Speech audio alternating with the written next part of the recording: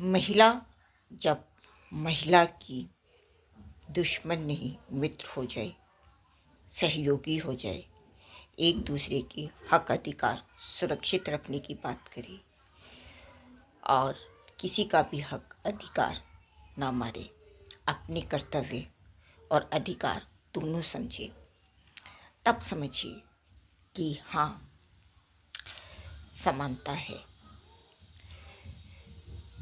अगर जात पात के नाम पर भी ना हो महिला महिला में, अगर विचारों के आधार पर भी ना हो महिला महिला में, खैर ये तो पुरुषों में भी नहीं होना चाहिए, लेकिन कम से कम महिला तो महिला के हक अधिकार सुरक्षित रखे, यह जरूरी है।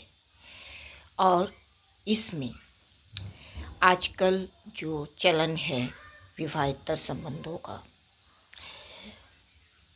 आदमी हो या पुरुष, अगर जो कोई महिला किसी अन्य महिला का हक मानने में लगी है या उसमें सहयोगी भी है जानबूझकर, तब क्या ऐसी महिलाओं को दंड का प्रावधान नहीं होना चाहिए?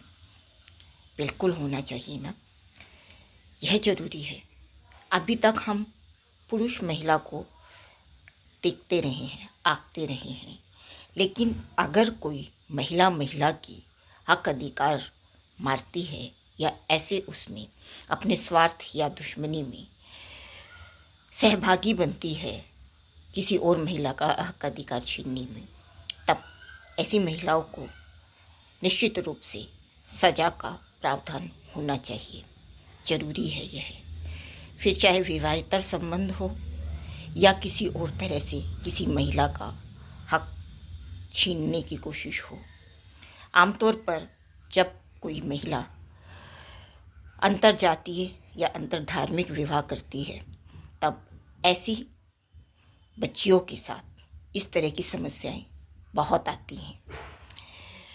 और अगर गलती से कोई अपर कास्ट में है और वो बच्ची किसी लोअर कास्ट से है, तब यह समस्या हमेशा मुंह बाए खड़ी रहती है। वे इसे अपनी इज्जत का वो मानने लगते हैं और उन्हें इस चीज़ से कोई फ़र्क ही नहीं पड़ता कि अगर किसी महिला की शादी अंतरजातीय या अंतरधार्मिक हुई है, तब किसी और के साथ किसी भी पुरुष या स्त्री का इलीगल रिलेशन नहीं बनवाना चाहिए। लेकिन ऐसा होता है, वह रोकने की ज़रूरत है। और इसी के लिए ज़रूरी है अंतरजातीय अंतरधार्मिक विवाह करने वालों को आरक्षण, ताकि कुछ तो बचाव हो, क्योंकि मारने मरवाने में भी ऐसी महिलाओं को ही भुगतना पड़ता है।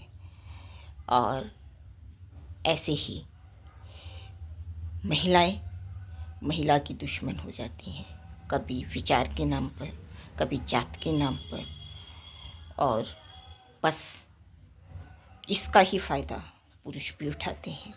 और समाज में चलता आ रहा है यह दुष्प्रचार, दुष्चक्र, इसे तोड़ने की ज़रूरत है।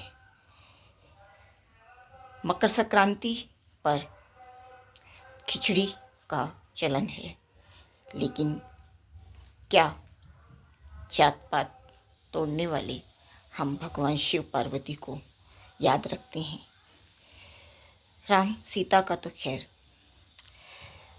अंतरजातीय विवाह होने के बावजूद बहुत दुखदायी रहा, लेकिन शिव पार्वती तो आदर्श हैं पति पत्नी का। तो अब अगर जो ऐसे लोगों को हम पति पत्नी के आदर्श के रूप में स्वीकारते हैं, तब फिर अगर कोई अंतरजातीय विवाह करती है कोई महिला, तब उसकी इस विवाह को ही मतलब दूसरी महिला के जरिए दुश्मन बनाकर उस महिला से इलीगल रिलेशन कैसे बनवा दिया जाता है। समाज के नाम पर, जात के नाम पर, विचारधारा के नाम पर बहुत कुछ हो रहा है समाज में। देखिए और समझिए कि यह गलत है, गलत था और गलत ही रहेगा। और अगर कोई ऐसी महिला सिर्फ इस वजह से कि कोई महिला अंतर्जातीय विवाह करती है, उसे बर्दाश्त कोई नहीं कर पाता समाज, और कहीं और इलीगल रिलेशन बना दिया जाता है, तब ऐसे लोगों को सख्त सज़ा, और महिला है तो दुगनी सज़ा मिलनी चाहिए। आप सहमत हैं मेरी बात से? विचारिएगा, क्योंकि हो सकता है कि आप में से बहुत सारे लोग उसी कैटेगरी में आते हो जो अंतर्जातीय विवाह को बर्दाश्त ना कर पाते हो।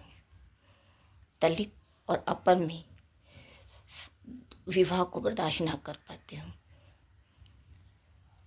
वह सोचिए और खुद को अपनी उस जगह पर खड़ा करके देखिएगा, और फिर महिला की दुश्मन नहीं मित्र बने, इसके लिए कोशिश कीजिएगा। महिला की दुश्मन नहीं सहयोगी बने, इसके लिए कोशिश कीजिएगा।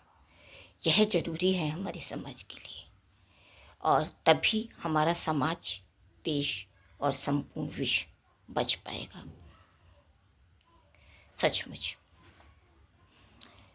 तो ऐसे लोगों को आरक्षण की मुहिम में भी शामिल हो रहे हैं ना, और ऐसी महिलाओं को सज़ा दिलवाने में भी आप साथ आएंगे ना, जो किसी महिला की सिर्फ अंतर्जातीय विवाह की वजह से दुश्मन बन जाए और उसके बावजूद इलीगल रिलेशन बनवा दे।